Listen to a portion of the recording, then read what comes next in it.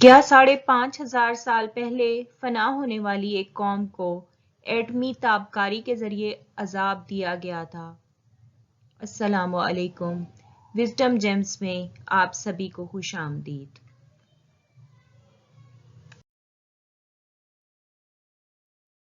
5,500 سال پہلے کی بات ہے، ایک بہت ہی زبردست قوم ہوا کرتی تھی۔ وہ لوگ سائنسی ترقی اور ٹیکنالوجی کے لحاظ سے ترقی کی معراج پر تھے۔ وہ لوگ پہاڑوں کو اس خوبصورت طریقے سے تراشتے کہ مضبوط ترین محل تعمیر ہو جاتے۔ آج کی سائنس ان کی عقل و دانش پر عش عش کرتی ہے۔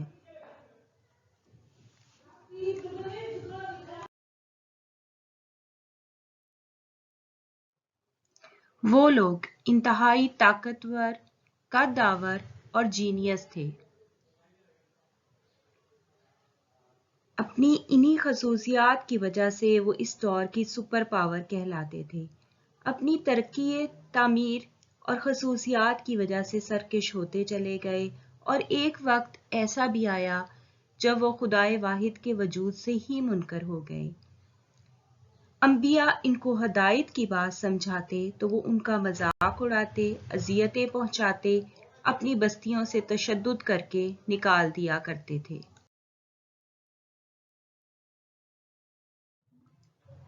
وہ خطہ بہت سرسبز و شاداب تھا، لیکن جب ان پر عذاب نازل کرنے کا فیصلہ کر لیا گیا تو ان کے ہاں بارشیں روک دی گئیں، لیکن وہ پھر بھی باز نہ آئے۔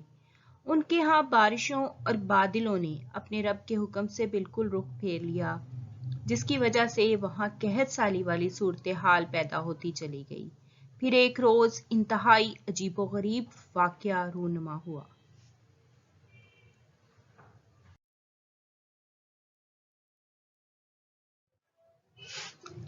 انہوں نے ایک روز آسمان پر اٹھنے والے ایک دھوئیں کے بادل کو دیکھا جو تیزی سے ان کی طرف بڑھ رہا تھا۔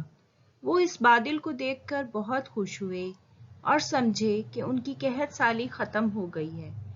یہ بادل خوب برسے گا اور ایک بار پھر ان کے ہاں پر ہر طرف ہریالی اور سبزے کا دور دورہ ہو جائے گا۔ لیکن یہ بادل قہر برسانے والا تھا۔ یہ وہ بادل نہیں تھا، بلکہ اس بادل نے سوائے ان کے مضبوط مکانات و محلات کے کچھ بھی نہیں چھوڑا۔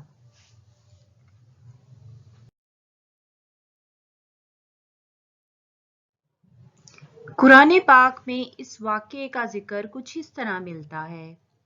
پھر جب انہوں نے اسے دیکھا کہ وہ ایک ابر ہے جو ان کے میدانوں کی طرف بڑا چلا آ رہا ہے، کہنے لگے کہ یہ تو ابر ہے جو ہم پر برسے گا۔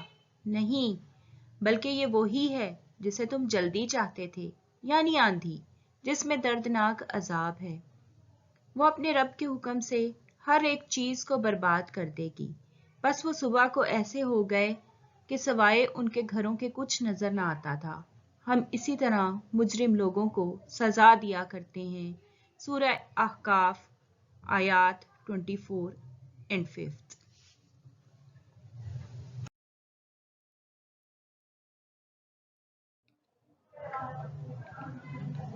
وہ ایک ایسی تند و تیز اور تابکاری اثرات والی ہوا تھی جس نے ہزاروں سال گزرنے کے بعد بھی اس خطہ زمین کو آباد نہیں ہونے دیا تھا۔ وہاں پر کسی نباتات اور ہریالی کو نہ چھوڑا اور نہ ہی کسی کو سلامت رہنے دیا۔ سلامت رہے تو ان کے عالی شان محلات۔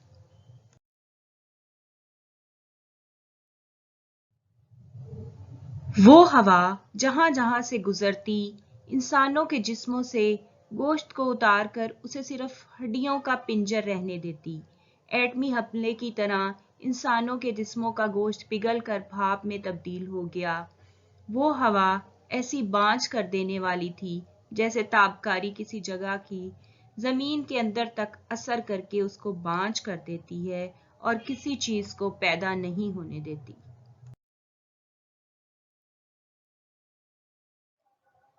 اور تمہارے لیے نشانی ہے عاد میں، جبکہ ہم نے ان پر ایک ایسی بے خیر ہوا بھیج دی کہ وہ جس چیز پر سے گزرتی اسے بوسیدہ ہڈیوں کی طرح کیے بغیر نہ چھوڑتی۔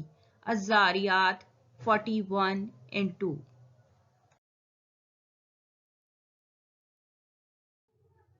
اس تابکاری ہوا نے ان کے جسموں کے گوشت کے بغیر بوسیدہ ہڈیوں جیسا بنا دیا۔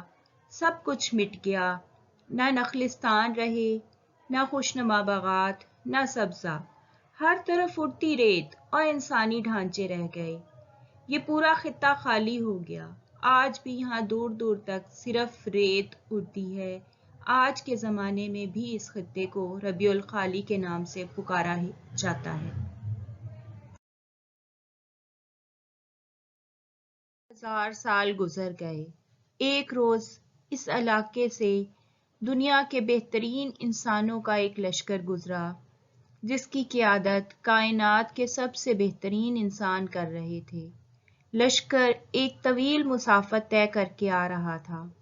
اہل لشکر نے اس خطے میں کچھ کھنڈرات دیکھے تو وہاں کچھ دیر رک کر آرام کرنے اور کھانے پینے کا ارادہ کیا۔ وہیں ایک کنواں بھی موجود تھا۔ اہل لشکر نے کنویں سے پانی لیا، وہاں کچھ خشک لکڑیاں اکٹھی کی، ان کو جلا کر روٹی اور سالن تیار کرنے لگے۔ جب دو جہاں کے سردار صلی اللہ علیہ وآلہ وسلم اور لشکر کے قائد کو اس بارے میں معلوم ہوا تو آپ صلی اللہ علیہ وآلہ وسلم نے اپنے ساتھیوں کو حکم دیا کہ کنویں سے نکالا ہوا پانی، پکائی ہوئی روٹیاں اور تیار شدہ سالن کو ضائع کر دو، اور اس میں سے کچھ بھی نہ کھاؤ اور نہ ہی پیو، اور جتنی جلدی ہو سکے اس علاقے سے آگے نکل جاؤ ورنہ تم سب پر بھی بلا آ سکتی ہے۔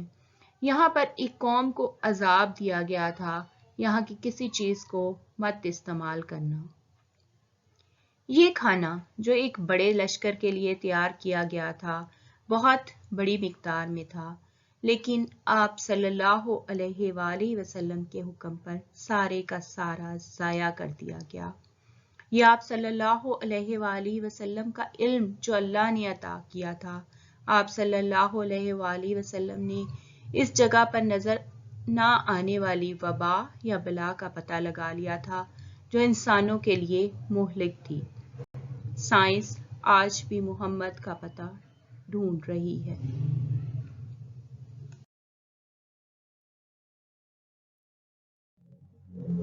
قرآن پاک میں اس ہوا کے لیے لفظ ریح العقیم استعمال کیا گیا ہے۔ ریح کا مطلب ہوا اور عقیم بانجھ عورت یا مرد یا زمین کو کہا جاتا ہے۔ علماء کرام اس لفظ بانجھ ہوا کا معنی عرصہ دراز تک تلاش کرتے رہے، یعنی ایسی ہوا جو انتہائی ہلاکت خیز ہو اور ہزاروں سال بعد بھی کچھ پیدا نہ کر سکے۔ موجودہ دور میں جب ایٹمی تجربات اور ان کی تابکاری کے بارے جاننے کے بعد خیال اس طرف جاتا ہے اور قرآن پاک کی ان آیات کا مفہوم واضح ہونے لگتا ہے، یعنی ایک ایسا بادل جو نہایت برق رفتاری سے بڑھتا ہے اور پھر آنن فانن تباہی مچا دیتا ہے، کسی کو سنبھلنے کا موقع ہی نہیں دیتا، اور پھر اس کے بعد ہزاروں سال تک کچھ پیدا نہیں ہوتا۔ مدائن صالح کا یہ علاقہ مدینہ منورہ سے تقریباً 400 کلومیٹر کے فاصلے پر ہے اور یونیسکو کی ہیریٹیج سائٹ ہے۔ اللہ پاک ہم سب کو ہدایت عطا فرمائے اور اپنے حبیب کریم صلی اللہ علیہ وآلہ وسلم کے صدقے کسی بھی ایسی پکڑ سے محفوظ رکھے، آمین۔